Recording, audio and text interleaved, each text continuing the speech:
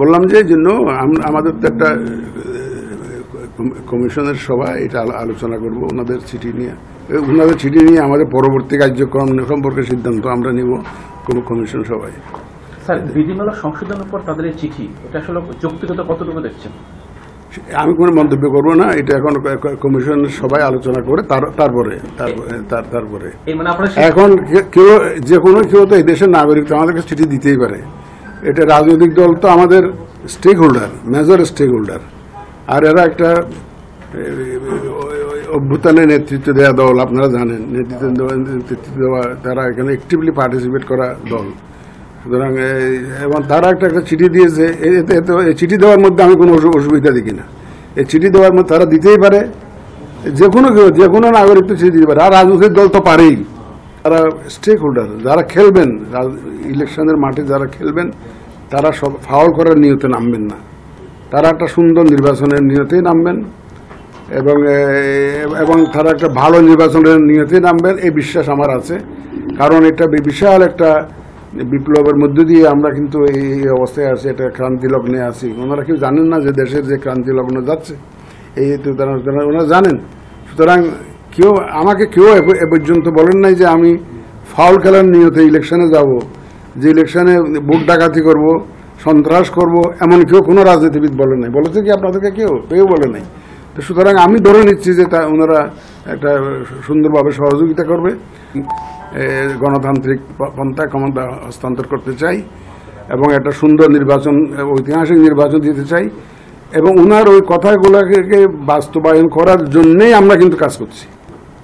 একবারে যে একটা ঐতিহাসিক নির্বাচন যাতে হয়, এবং ঐতিহাসিক নির্বাচন কিন্তু আপনাদের ছাড়াতে পারবো না।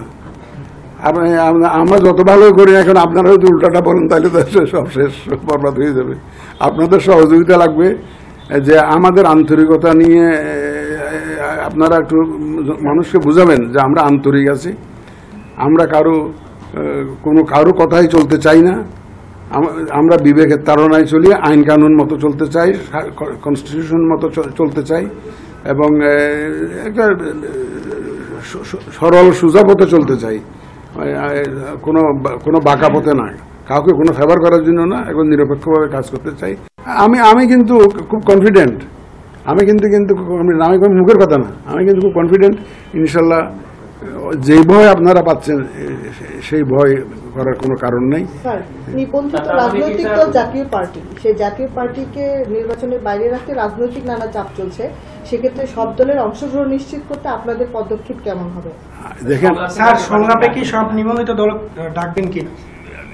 সেটা সময় আসুক, দেখি। আমরা শুরুতে করি নাই, এখন আর এটা অন্যদের দিয়ে শুরু করতেছি আমরা। রাজনৈতিক দল যেহেতু কনসেনসাস কমিশনের মেয়াদটা বাড়িয়েছে, ওনার তো ওখানে যেতে হয়, ওনার হিয়ারিং দিতে হয়, এই জন্য ওনাদেরটাকে আমরা রাজনৈতিক দলের সাথে একটু পরে করার সিদ্ধান্ত নিয়েছি। এখন civil society, women representative, university teachers, media personalities, এখন ওনাদের শেষ করব। শেষের দিকে রাজনৈতিক দল নিয়ে আলোচনা, আমরা সংলাপে যাব।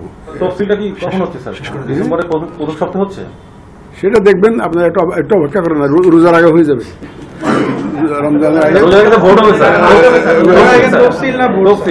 তফসিল 2 মাস, যেদিন ভোট হবে তার 2 মাস আগে জানাবেন।